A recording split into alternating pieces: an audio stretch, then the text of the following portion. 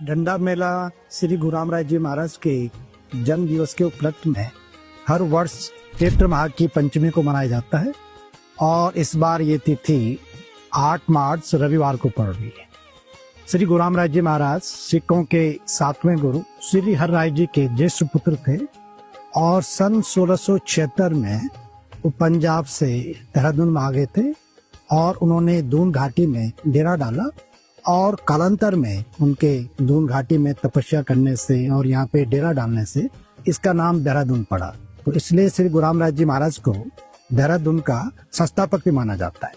श्री गुरु रामराय जी महाराज जब यहाँ पे आए थे तो उस समय हिंदुस्तान औरंगजेब के अधीन था और औरंगजेब हिंदुस्तान के बादशाह थे। औरंगजेब जो है हिंदू और सिख समाज को मुस्लिम में परिवर्तित कर रहे थे और इसी कड़ी में उन्होंने पंजाब में श्री गुरु हर राय जी को जो 7वें गुरु थे उनको दिल्ली दरबार बुलाया था। तो उन्होंने मना कर दिया वहां जाने से, लेकिन वहां पे जो है उनके ज्येष्ठ पुत्र श्री गुरु रामराय जी महाराज बैठे थे। तो उन्होंने पिताश्री से निवेदन किया कि आप मुझे वहां जाने की, दिल्ली दरबार जाने की अनुमति दे दें। तो 7वें गुरु श्री हर राय जी ने गुरु रामराय जी को दिल्ली दरबार जाने की अनुमति दी। जब श्री गुरु रामराय जी दिल्ली दरबार पहुंचे तो वहां पर जो औरंगजेब के दरबारी थे, मौलवी थे, उन्होंने उनकी कई तरह से परीक्षा ली।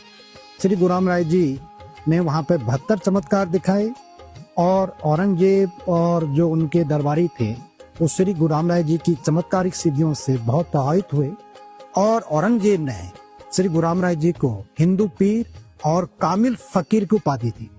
जब उनको मालूम चला कि श्री गुरु रामराय जी पंजाब छोड़कर देहरादून में आ गए हैं, तो उस समय हिंदुस्तान छोटे छोटे प्रोविंसेस जो हैं प्रांतों में बटा था, जिनको बाद में आजादी के बाद जो है सरदार वल्लभ भाई पटेल जी ने, जो हमारे गृह मंत्री थे उस समय के, उन्होंने उनको एकत्र किया, उनका गठन किया और भारत में उनका विलय किया। तो उस समय टिहरी रियासत थी। तो औरंगजेब ने टिहरी के राजा फतेह शाह को हुक्म जारी किया कि श्री गुरु रामराय जी महाराज के लिए स्थान उपलब्ध कराए जाए और 7 गांव उनको जागीर में दिए। तो उस समय पूरा ये देहरादून का क्षेत्र श्री गुरु रामराय जी महाराज को दिया गया और ये जो वर्तमान में दरबार साहिब है, ये टिहरी के राजा फतेह शाह ने श्री गुरु रामराय जी के लिए बनाया। तो सन 1676 से श्री गुरु रामराय जी यहाँ पे तपस्या करने लगे। तो उसके बाद यहाँ की परंपरा को जो है श्री महंतों ने आगे बढ़ाया और सन 1676 में श्री गुरु रामराय जी का जन्म दिवस यहाँ पे उनके आगमन पर और उनके जन्म दिवस पर बड़ा समारोह होता है। और इसका मुख्य आकर्षण जो दरबार साहिब का पश्चिमी द्वार है, वहाँ पे एक बहुत बड़ा चबूतरा है और उस पर झंडारोहण से होता है। जो वर्तमान में झंडे जी हैं उनको सुबह पूजा अर्चना के बाद जो है वैदिक मंत्रों के उच्चारण के साथ उतारा जाएगा और उस पे जो 3 तरह के वस्त्रों का आवरण होता है, जिनको गिलाफ कहते हैं। सबसे अंदर सादे वस्त्र होते हैं जिनकी संख्या जो है गिलाफ की 41 होती है। उसके बाद जो है मलमल का गिलाफ, जिसको सनील का गिलाफ कहते हैं, इनकी संख्या 21 होती है। और जो सबसे बाहरी आवरण वस्त्रों का, जिसको दर्शनी गिलाफ कहते हैं, तो ये उन संगतों द्वारा चढ़ाए जाते हैं जिनकी मनोकामना पूर्ण होती है। इस साल का इसको चढ़ाने का, दर्शनी गिलाफ को चढ़ाने का सौभाग्य हमारे देहरादून के सेवक श्री अनिल गोयल जी को मिला है। तो इसके लिए वर्षों जो है इंतजार करना पड़ता है। तो ऐसी मान्यता है कि जो भी दरबार साहिब में मत्था टेकता है, यहाँ पे सेवा करता है और पूरी भावना से आता है, गुरु महाराज उसकी हर मनोकामना को, उसकी मनोती को पूर्ण करते हैं और उसकी झोलियां जो है खुशियों से भर देते हैं। तो यही कारण है कि सदियों से जो है गुरु महाराज के दरबार में, झंडा साहिब में, देश भर से और विदेशों में जो हमारे गुरु महाराज के अनुयायी और श्रद्धालु और सेवक रहते हैं, वो उनके जन्म दिवस पे, जो इस वर्ष चैत्र माह की पंचमी 8 मार्च को पड़ रहा है, बहुत सारी संख्या में हमारी संगतें यहाँ पे आएंगी। और जो झंडा जी का जो आरोहण होता है, वो बड़ा, इसका जो दृश्य है बड़ा दिव्य और अलौकिक होता है।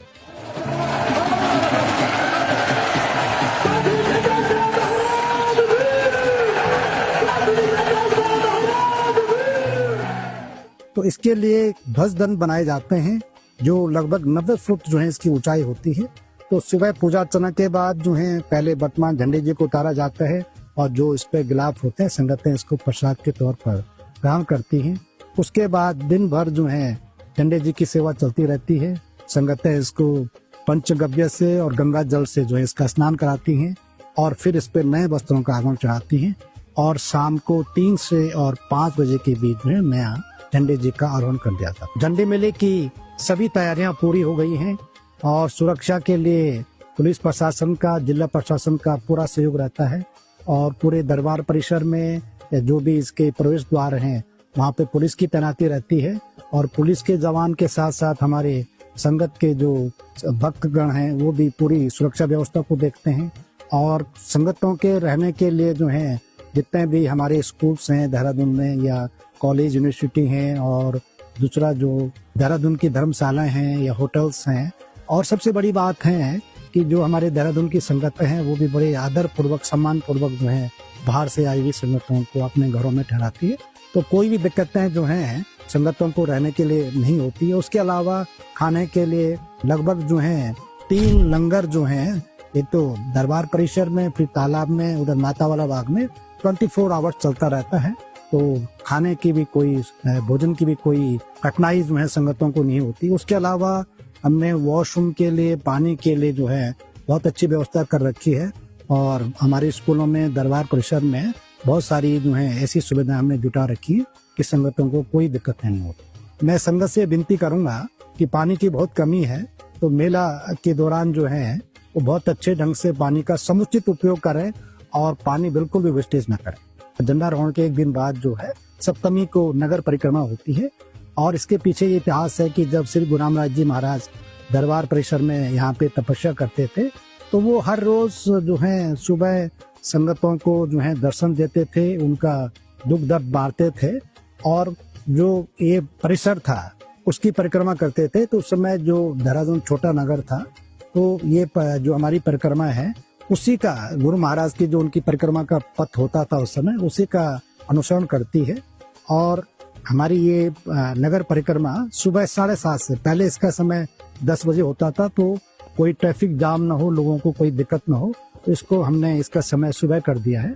और ये परिक्रमा सुबह 7:30 दरबार साहिब से शुरू होके झंडा बाजार से फिर कामरी रोड और वहाँ से दाहिनी तरफ जो है बिंदाल की तरफ मुड़ जाती है। वहाँ पे हमारा स्कूल है, कुछ देर के लिए संगतें वहाँ पे भजन कीर्तन करती है। आधा घंटे रुकने के बाद तिलक रोड होके फिर जो है चक्राता रोड, फिर घंटाघर और घंटाघर से फिर जो है पलटन बाजार और धामा वाला होते हुए फिर इधर लक्की बाग और वहाँ से जो है फिर भंडारी बाग जो हमारा स्कूल है, हॉस्टल है, वहाँ पे जाती है। वहाँ पर फिर संगतें कीर्तन भजन करती हैं और जो स्थानीय हमारे संगतें हैं उनसे मिलती हैं और वहाँ पे प्रसाद का वितरण होता है। फिर वापसी वहाँ से होती है और जो श्री महंत साहिबान की समाधि है ये सहारनपुर चौक से नीचे को, वहाँ पे भी संगतें आती हैं और समाधि पर मत्था टेकती हैं। वहाँ पे भी कीर्तन भजन होता है, प्रसाद बनता है और फिर वापसी में फिर दरबार साहिब में परिक्रमा दिन के 12 बजे तक संपन्न हो जाती है। झंडा मेला जो है लगभग 350 वर्षों से मनाया जा रहा है। तो हमने इसकी जो सांस्कृतिक विरासत है, इसकी जो परंपरा है, रीति रिवाज है, सबको जो है वैसे ही रखा। तो हम चाहते हैं कि जो भी हमारे ऋषि मुनियों ने, हमारे पूर्वजों ने, बड़ों ने जो व्यवस्था कायम की है, जो भी उन्होंने सिस्टम बनाया है, उसको हम अगली पीढ़ी तक ले जाएं क्योंकि उनके सिस्टम में बहुत मजबूती है और भारत की संस्कृति उसमें झलकती है। मैं सभी संगतों से और दरबार साहिब के सेवकों से और जो भी दरबार साहिब में आस्था रखते हैं या झंडा साहिब का जो भी हमारा समारोह होता है उसको देखते हैं, उनको ये बताना चाहता हूँ कि जो भी सोशल मीडिया प्लेटफॉर्म में है, यूट्यूब, फेसबुक पे इसका लाइव प्रसारण किया जाएगा, लाइव टेलीकास्ट किया जाएगा और आप जो है अपने स्थानों से भी इस दृश्य को देख सकते हैं। गुरु महाराज के जन्म दिवस के अवसर पर मैं विशेष अरदास करता हूँ गुरु महाराज के आगे कि हमारी सारी संगत या जो भी देशवासी हैं उनके जीवन में सुख शांति रहे, संतोष का भाव रहे और हर तरह से जीवन में उनको खुशियाँ मिले। ये मेरी गुरु महाराज से प्रार्थना है, अरदास है।